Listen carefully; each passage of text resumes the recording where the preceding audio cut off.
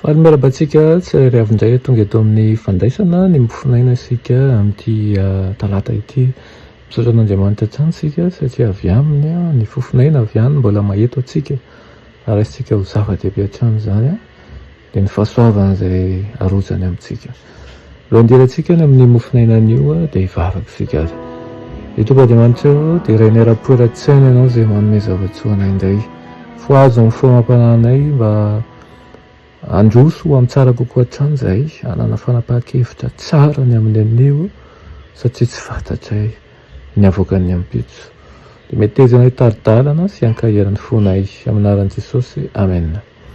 Lohateny mofinainantsika androany dia manao hoe ampamoahana. Alaina amin'ny Jaona voalohany toko voalohany dia ny fahaenina sy ny fafito manao hoe raha hoy isika manana firaisana aminy isika kanefa mandeha amin'ny maizina dia mandainga isika ka tsy manao ny marina. Fa raha mandeha amin'ny mazava isika tahaka azy eo amin'ny mazava dia manana firaisana isika ary ny ran'i Jesosy zanany no manadio antsika ho afaka amin'io rehetra. Amen. Tsara dia tsara ery izany teny izany. Araky ny fahatra-pahazavana nomenantsika no ampamoahana antsika ihany koa. Soritina mazava ny lalana mankany an-danitra ho an'izay mampiasa amin'ny fahatokiana ny fahalalana mety ananany momba n'ilay fiainana ho avy. Dinio ilay fandekan-dalàna voalohany tao Edena. Ambara mazava tamin'ny Adama sy Eva ny lalàn'ny Edena sy ny famaizana raha amin'ny mandikan'izany izy. Dia tsy nankatoa anefa izy ireo. Koa noho izany dia tsy azo niodivirana ny vokany. Tonga teto amin'izao tontolo izao ilay fahafatesana. Raha nohajaina hatrany ireny didy ireny dia tsy ho nisy ny fahotana. Fahafatesana manjakariva ny vokatry ny fandekan-dalàna na inona zavatra mety ho eritreretintsika sy ho safidintsika. Noho Kristy nafoiny ainy ho an'ny olona nefa no tsy nampiarana avy hatrany ny didim-pitsarana nameloka antsika ho faty. Takiny ny fahamarinana ny andraisan'ny olona fahazavana ary takiny koa ny famaizana ho an'izay mandahy tsy handeha eo amin'ny fahazavana avy any an-danitra. Izay ny an'ny zanak'Andriamanitra ny sandany. Fitsipitsarana marina ny hoe mifamatra amin'ny fahalalana nomena azy izay tsy nampiasaina no nampiasainy tsy araka ny tokony ho izy ny fahameloma amin'ny mpanota.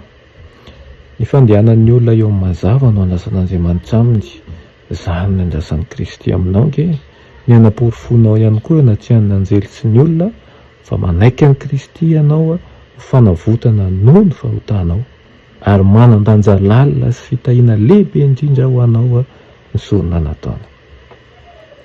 Manan-kely anao fitakiana amin'ny olombelona ankehitriny sy mandrakizay ny sorona nataon'ilay zanak'Andriamanitra ho famonjena ny taranaka lavo.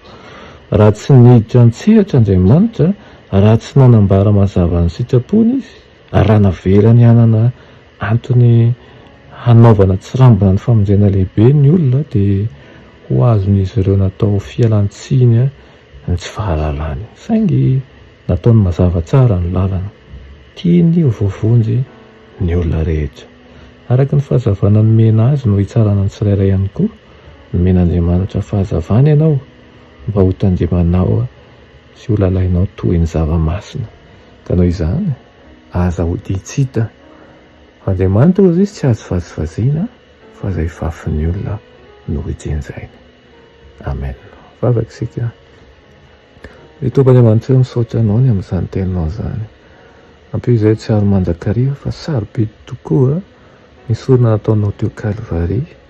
Ary ankehitriny raha miaina isan'andro eto izahay aoka tsy variana ny amin'ny fiainan'izao tontolo izao, amin'ny fiainana arak'asa rotoroton'izao fiainan'izao fa tsy ho amin'izany ny antsonao anay fa ho amin'ny famonjena izay vidiny rahanao ka aoka hanao lohalarana ny zavatra ara-panahy. Aminaran'i Jesosy. Amen.